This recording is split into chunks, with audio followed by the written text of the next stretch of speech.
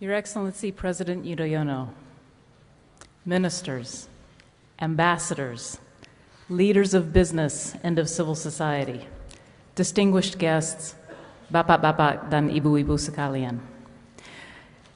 It is my great pleasure and honor to welcome you to Forests Indonesia, alternative futures to meet demands for food, fiber, fuel, and REDD+. When my colleagues and I at C4 first began planning this event, we never imagined that we would receive so much support from across Indonesia and indeed from around the world.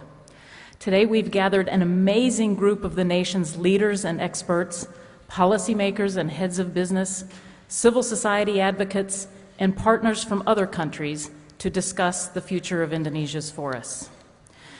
When we first started thinking about this event, we thought that in our wildest dreams we might attract an audience of 800 participants.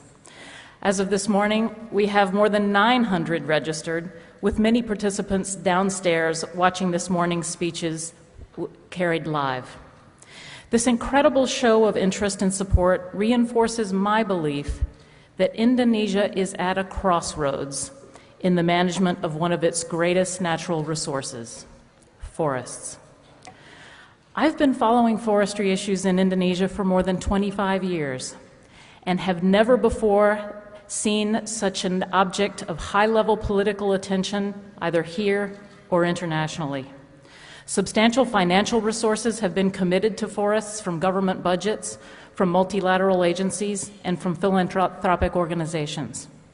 The private sector is investing as never before in sustainable forest management practices in response to new market opportunities for sustainably produced products and for new products such as forest carbon.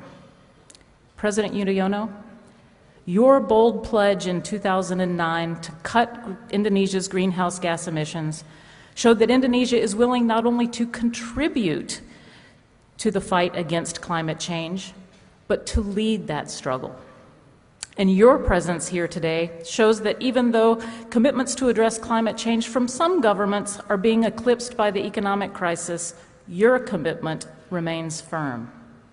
I know that all of us applaud your government's many actions toward better forest management to achieve your emissions reduction goal, such as the many efforts underway to implement the commitments articulated in the letter of intent with the government of Norway.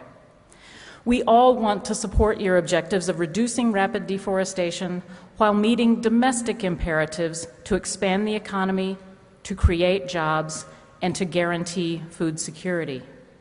And yes, there are some win-win opportunities.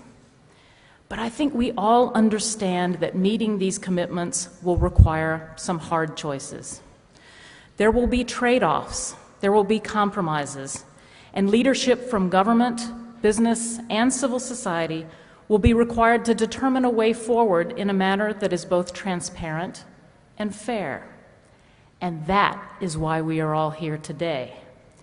The primary purpose of today's conference is to create a space for open and honest discussion among the key stakeholders who together have the power to shape the future of Indonesia's forests. This conference is very timely from a domestic perspective, as the controversies, for example, surrounding the moratorium and other policy issues continue to be debated.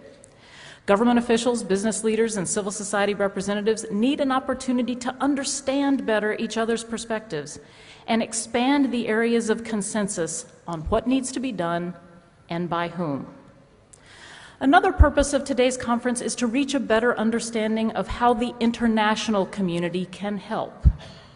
In Oslo in June, I heard Minister Solheim explain how Norwegian citizens would be outraged if a delegation from Indonesia arrived to tell them how to better manage their oil industry. So he and others here today from abroad are not here to tell Indonesians what to do with their forestry sector. But the global community is a stakeholder in what Indonesians decide.